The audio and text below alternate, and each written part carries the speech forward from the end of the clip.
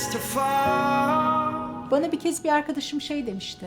Böyle üstüne bastığım toprağa bile ayağım yabancı bir yere basıyor olduğunu hissederek yürüyorum. Yani düşünseniz adım atarken bu duyguyla yaşamak. Won't have your name to call. Biz çok iyi İngilizce biliyorduk. Ben 400 sayfa tez yazmıştım İngilizce buraya gelmeden önce. Evimizde bir telefon vardı. O telefon çalınca Emre ile birbirimize bakıyorduk. Kim açacak diye birbirimize bakıyorduk. Telefonda surat yok, yüz yok, mimik yok. Ve bazen söylenenlerin bir kısmını kaçırıyorsunuz. Başka bir Sibel var ama insanların ondan haberi yok. Şaka yapan ya da olaylara bakış açısı farklı olan, gerçekten kavanozda balık gibi yaşama ihtimalimiz çok yüksek.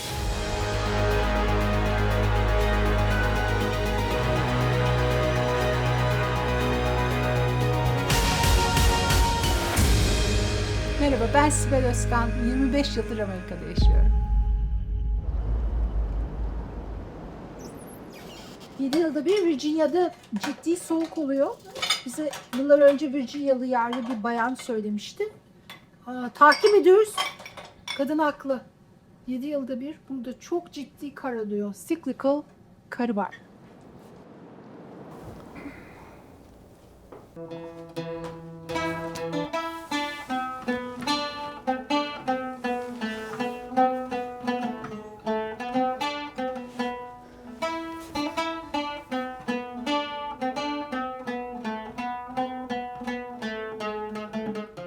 İstanbul doğumluyum, Üsküdarlıyım. Orta halli bir aileye doğdum. Annem babam ikisi de çalışıyorlardı, eğitimli bir aile. Küçüklüğümle ilgili en iyi beni ne tanımlar desem İstanbullu apartman çocuğuydum diyebilirim. Üsküdar'da bir apartman çocuğuydum. 2 kız kardeşim var, ben en büyükleriyim. Bir çocuk için çok avantajlı diyebileceğim bir çocukluğum geçti. Annemin öğretmen olması sebebiyle hiç mahalledeki okullara gidemedik biz. Annem hangi ilkokulda çalışıyorsa biz de onunla birlikte yürüyerek o ilkokula giderdik. Dolayısıyla mahallede arkadaş edinmek bizler için ekstra gayret gerektiren bir iş olur. Çünkü bizim birazcık daha fedakarlıklar yapmamız gerekiyor.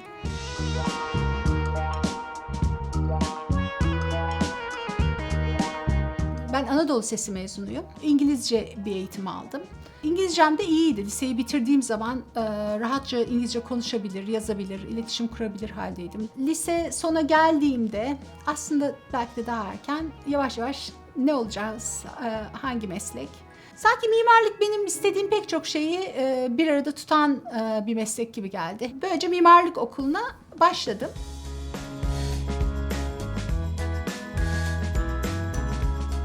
Yıldız Mimarlık Fakültesine girdim. 4. yılın sonuna doğru iş aramaya başladım. Küçük bir firmada buldum. Hiç hoşuma gitmedi bulduğum iş. Yani böyle küçük bir ofisteydik. Biraz hayal kırıklığına uğradım tabii. Hatta düşündüm ben doğru mu yaptım? Keşke yuva öğretmeni olsaydım gibi sorgulamalara giriştim o dönem. Yüksek yapmak istediğime karar verdim ama bu böyle akademik bir karardan çok bu iş hayatının 3 aşağı 5 yukarı nasıl olacağını ben anlamıştım. Bunu birazcık daha nasıl öteleyebilirim diye anladığım için bir de bunun üzerine yüksek yapayım. Belki daha çok iş imkanı karşıma çıkar diye düşündüm ama bu Türkiye'nin zor yıllarıydı o yıllarda. Yani benim açımdan da zordu. Ben üniversiteye başörtülü başladım. O benim için bazı kapıları açtı, bazı kapıları da kapattı. Küçük firmada çalışırken kız kardeşimin yakın arkadaşının ablasıyla tanıştım. O da Mimar Sinan'da öğrenciydi. Dedi ki ben Turgut Cansever'in bürosunda çalışıyorum dedi. Ah dedim ne güzel keşke ben de çalışabilsem. Mimarlar bu ismi iyi bilir. O da dedi ki ama dedi biz dedi mezun çalıştırmıyor bizim ofis dedi. Öğrencilerle çalışmak istiyor dedi. Sonra aradan 2 hafta geçti. Büroda şöyle bir şey olmuş. Emine abla, Turgut Bey'in kızı demiş ki ya hepiniz çok iyisiniz de günün yarısı yoksunuz. Şöyle yeni mezun çalışmak isteyecek ondan sonra ama ben mimarım diye havaya da girmeyecek. Kabiliyetli birini bulsak, bilgisayar programlarını da bilen. İmre de demiş ki ben birini tanıyorum. Nasip olacaksa oluyor.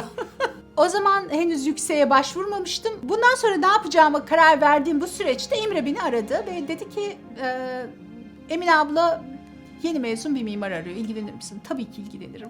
Sorulur mu? Ve işe başladım orada.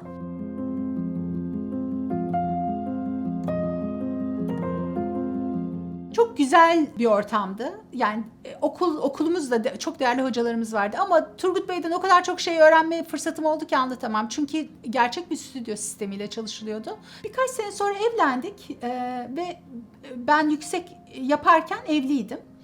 Daha sonra eşim benim yüksek yaptığım bölümde asistan oldu. Ve tez savunmamda, jürimde eşim de vardı. Öyle, o da bizim kürsüde bir asistan olarak. Bunların hiçbirisi planlanarak olmadı. Hayat o şekilde gelişti. Turgut Bey'in bürosundan ayrıldığım bir süreç oldu. Biz yüksek yaparken hocalarımızdan biri bütün o dönem öğrencilerin hepsine belediyede açılan Tarihi Koruma Müdürlüğü, yepyeni bir müdürlük açılıyor belediyede. Onunla ilgili bir ekip kurma işine alıyor. Dolayısıyla benim yüksek yaptığım arkadaşlarımın ciddi bir kısmıyla birlikte iş hayatına belediyede başladık. Bu sırada bebeğimiz oldu. Yüksek tezimi verdim. Elif 1,5-2 yaşlarındayken artık internette mesajlaşma başlamıştı. O konuşmalardan birinde Green Card diye bir şeyin varlığından haberdar olduk. Bir tür piyango sistemi. Adınızı, soyadınızı yazıyorsunuz, yolluyorsunuz. Bu kadar. Biz de onu yaptık. Kendimizce şey diye düşündük. Mümkünse biz Amerika'ya gidelim, doktoramızı yapalım. Bu 5-6-7 yıl sürer. Ondan sonra da geri döneriz. Bir gün evimize bir zarf geldi. Ben değil, Emre Green Card Lottery'sinde kazanmış. Sevindik, sağa sola söyledik. Dolayısıyla belgeleri doldurduk ve yolladık. Ama sonra öğrendim ki Emre'ye Mimar Sinan'ın arşivini düzenleme görevi vermişler. Ben hala buraya gelmemizin ciddi bir sebebinin o görevlendirme olduğunu düşünüyorum. Emre arşive girip de projeleri görünce ruloları büyük ihtimal gemileri yakma kararı almış olabilir. Bunu kabul etmiyor ama benim böyle bir teorim var.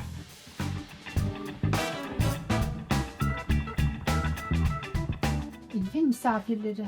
Biz öğrenciyken Elif doğdu. Dolayısıyla bizim Yüksek lisans evimiz ve bebeğimiz vardı. Arkadaşlarımızın hepsi anneleriyle babalarıyla yaşıyordu. O yüzden biz evde çok toplanıyorduk. Önce eşim geldi Amerika'ya. Henüz 11 Eylül olmamıştı.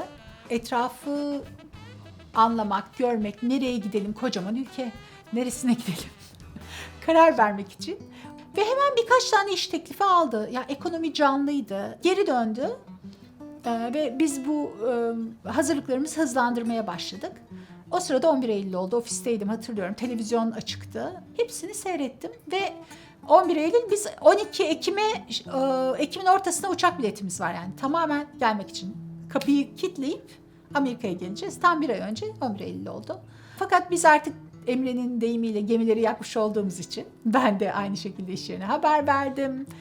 Virginia'da birkaç tane Emre'nin liseden tanıdığı arkadaşı vardı. Bir tanesi şey dedi, gelirsiniz önce burada bizim basement'ta misafir olursunuz. Sonra işte bakarsın neler olabiliyor. Sonbahar gibi onlara misafir olarak bir ay onlarda kaldım. Daha sonra ben Türkiye'ye geri döndüm. O burada iş ve ev ayarlamak üzere, hayatımızı kurmak üzere kaldı. Bana telefon açtı büyük bir heyecanla ben Türkiye'deyken. İş buldum, evde tuttum dedi. Bulduğu iş bir yerde bir dosyalama işi, mimarlık işi değil. Ama tabii o da ailesini özlemiş, küçük kızı var. Kızım sil döktü, babasına çok düşkündü üzüntüden. Yani eve geliyor, babası yok. Anneannesinde kalıyor bazen, düzeni bozulmuş. Çocuklar saksı çiçeği gibi sevmiyorlar değişikliği. Yani gelebiliriz.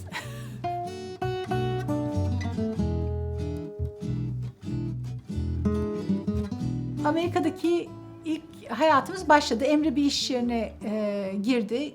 Sabah gidiyor, akşam geliyor. Onun gelmesini dört gözle bekliyoruz. Gelir gelmez de Elif'i alıp dışarı çıkıyoruz. Çünkü arabam yok. Arabanız yoksa burada ev hapisindesiniz. Etraf güzel. Göller, nehirler, işte yürüyüş yolları, bir sürü alışveriş yeri. Bunların hepsi güzel ama İstanbul'dan gelen birisi için günlük hayat nasıl zenginleşir? Aynısı değil, ne yalan söyleyeyim. Yıllar sonra başıma bir şey geldi. O bana çok ilginç gelmişti. Birkaç sene sonra bir patronum olmuştu. İş yerinin, çalıştığım ofisin ana merkezi Fredericksburg diye bir şehirde. Yani Fredericksburg'un nesi ünlüdür? Bir tane dondurmacısı varmış. Bir gün bir Fredericksburg ziyaretimde o büyük patron bana dedi ki, Sibel dedi, kim bilir sana ne ilginç geliyordur bu şimdi Türkiye'den geldin, bu Fredericksburg. Yepyeni bir şehir Amerika. Adama hayretle baktım. Acaba kendisinin nasıl bir yerde yaşadığını düşünüyor diye. Ben de çünkü gelmeden önce yolda uzun bir yol, bu 1,5-2 saatte falan gidiliyor. Ben de içimden ya bu Fredericksburg'da nasıl yaşanır? Buraya gidip geliyoruz ama. Yapacak bir şey yok gerçekten. Eğer hayat beklentilerinizi değiştirmezseniz biraz zor geçebilir günler. Burada çalışma hayatımız başladı kısa bir süre sonra ikimizin de. Bir süre bende bir tür güvensizlik vardı. Türkiye'den buraya taşıdığım bir güvensizlik. Beni herkes işe almaz diye düşünüyordum. Çünkü yani herkes gibi görünmüyorum. 11 Eylül sonrası Müslümanlarla ilgili diziler seyrediyoruz. Televizyonda bir şeyler var. Yani bir sürü kötü adam, hepsi Müslüman ve ben açıkça Müslüman olduğu belli birisiyim. O yüzden hep korunaklı yerlerde iş aradım. Yani bir ara Türk bir mermerci firmasında çalıştım. 1,5 yıl. Ondan sonra daha küçük bir ofiste çalıştım. Ama sonra tabii işin içine girince anladım ki bunlar önemli değil. Gerçekten de değil. Gençlere de onu söylemek isterim. Kendilerini ortaya koysunlar. Amerika o açıdan kendini ortaya koyanların ülkesi. Yani cesaretli olanların ülkesi. Gerçek bir mimarlık ofisinde işe başlamam 2004 oldu. 2001'de buraya geldik. 2004 yılında artık bir mimarlık ofisinde çalışıyordum. O sırada çocuğumuz büyüdü. Yavaş yavaş işte siz de işinizde tecrübe kazandıkça farklı firmalarda çalışmaya başlıyorsunuz. Ama Emre ile ben yani mimarlığın sözlük anlamında ne anlama geliyorsa biz o işi yaptık hep. Aynı projede çalışsak bile bir kısmını ben yapıyorum, sonra ona devrediyorum ya da o bir diğere kadar yapıp sonra bana devredebiliyor. Birlikte rahat çalışıyoruz, iyi çalışıyoruz. Bu bazen eşler arasında bunu duyuyorum. Hani aynı meslekte olup da birlikte rahat çalışamıyor ama biz hiç öyle bir sorun yaşamadık. 3 yıl kadar orada çalıştım. Güzel de gidiyordu esasen. Orada daha fazla ileri gidemeyeceğimi anladım. Yani bana buraya kadar açıklık sağlayacaklar. Orası belli olmuştu gözümde. Ve Parkes & Root Architect diye Reston'da çok iyi bir firmada, yani nationwide bir firmada iş başvurusunun, pek çok yerde iş başvurusuna bulundum. Orada da bulundum. İstediğim maaşı da verdiler. Dünyalar benim oldu. Bana Kaliforniya'da yaptıkları ödüllü projeleri, çeşit şeyleri gösterdiler. Atladığım tek bir konu vardı. Burası ulusal bir firma. Dolayısıyla o duvarda gördüğüm posterler, anlattığı projeler Atlanta'da ya da Kaliforniya'da ya da Las Vegas'ta yapılmış bir proje olabilir. Biz Washington DC bürosunda sadece Walmart yapacakmışız. Bundan haberim yoktu. Orada 7 yıl çalıştım. Oğlumun doğmasıyla daha büyük bir aile olduk. Bu sefer bebek bakımı Amerika'da nasıl oluyor?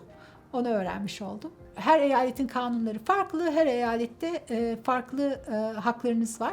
Eşim Maryland'da bir firmada çalışıyordu. Bana dedi ki benim baba olarak, yeni doğan babası olarak 1 hafta iznim var. Ben de ona dedim ki benim Virginia'da yeni doğan annesi olarak 0 gün iznim var. Daha sonra bir merkeze verdik 4 yaşına falan geldiğinde. Artık daha sosyalleşmeleri gerekiyor. Sınıf ortamında bulunmaları, onlara bir sürü faydası var. Bir de benim bir kızımdan travmam var. Onu 3,5-4 yaşında childcare'e verdik. Bir sene konuşmadı. Protestodan, konuşamayacağından değil. Elif tahmin ediyorum 9,5 aylıkken falan bir şeyler söylemeye başlamıştı. Gayet dilli bir çocuktur. Ama ağzını kapadı ve okulda her şeyi işaret etmeye başladı. Öyle bir şey, yani bir dil şoku daha yaşamasını istemediğimiz için yaşı geldiğinde bir yuvaya verdik.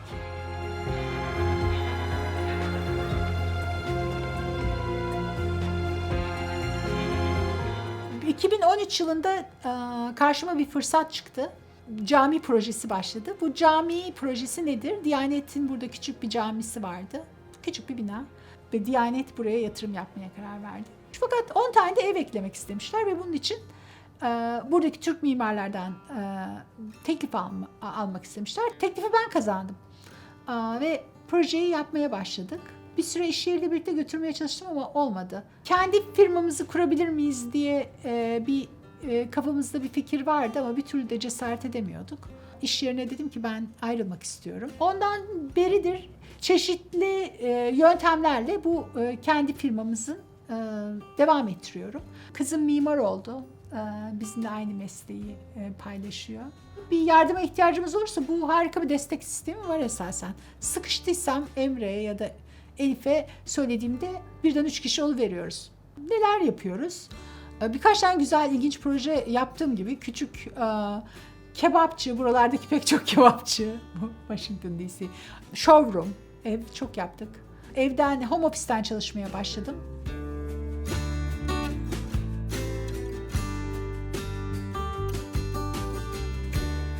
Bizim de demode olma şeyimiz var, tehlikemiz var.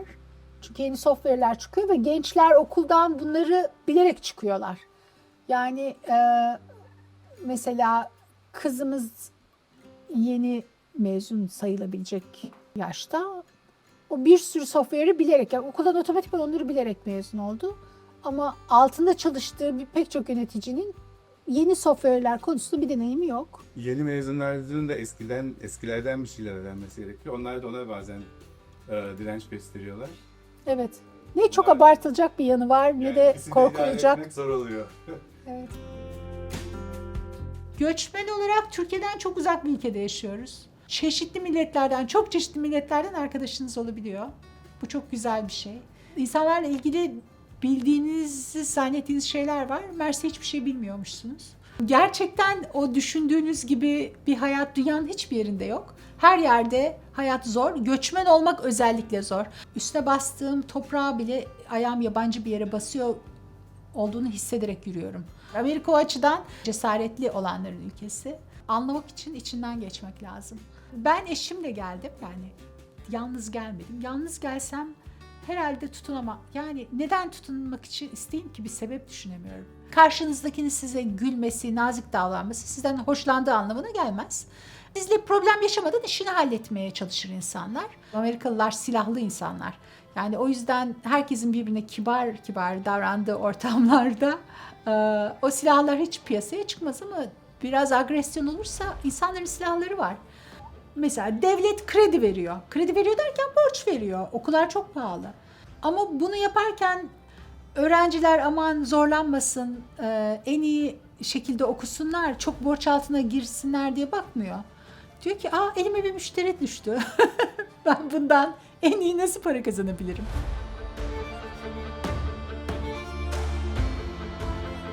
Bence buraya gelerek hayatım güzel oldu. Hiç aklıma gelmeyecek yönlerden daha güzel oldu. Ama hiçbir şey tam göründüğü gibi de değil. Burası kolay bir ülke değil ama güzel bir ülke. Ama pek çok konuda kendinizi yeniden ayarlamanız da gerekiyor. Yani eğilip bükülmeye hazır olmanız lazım. Değişikliğe açık olmanız lazım.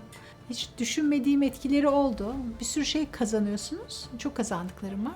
Şu paha biçilmez birçok şeyi de kaybediyorsunuz. Bir sürü yeğenim oldu. Yani aramız iyi ama hayatlarının bir parçası değilim. Annemle babamı farklı dünyaları yaşıyorsunuz, farklı şeyleri soluyorsunuz. Ve aranızdaki küçük bir açı yavaş yavaş yıllar geçtikçe o açı gittikçe açılıyor. Yani başka yerlerden hayata bakmaya başlıyorsunuz. Bu zor yanı. İyi yanı, göçmen arkadaşlığın kendine ait bir kategorisi olması lazım. Ben burada bir ameliyat geçirdim. Evime devamlı yemek geldi. Yani bazıları sadece selamlaştığım bayanlar tatlısına kadar getirdiler. Neden getirdiklerini biliyorum. Çünkü hepimiz biliyoruz. Yani burada yani yalnızız. Birbirimizden başka pek kimsemiz yok. Annemiz yok, babamız yok.